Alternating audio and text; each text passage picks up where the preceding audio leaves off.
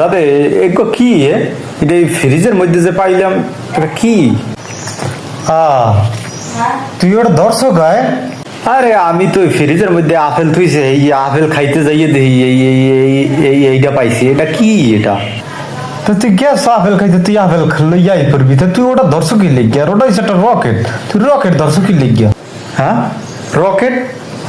তো রকেট ফ্রিজের মধ্যে থাকবে কি লিগে? আর এটা তো দেখতে রকেটের মতোই দেখায়, তো রকেট আমাকে ফ্রিজের মধ্যে গা?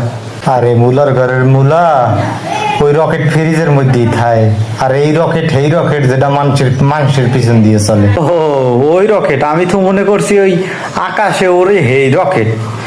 তাহলে এই রকেটে মানুষের পিছন দিয়ে চলে? আরে বলো, হয় হয় মানুষের পিছন দিয়ে চলে, তা তুই চালাবি?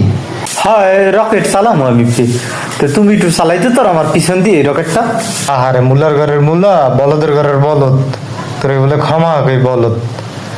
এই রকেট মানুষ অসুস্থ হইলে এর পর মানুষের পিছ দিয়ে রকেট চালায়। ও তা হেইয়া কও যে অসুস্থ হইলে রকেট চালায়, তাই এই রকেট যে হ্যাঁ হ্যাঁ থকির লিখিয়া এই রকেট যদি কেউ যদি মনে করো যে চালাইয়ে দেয় গেল কি হইবে?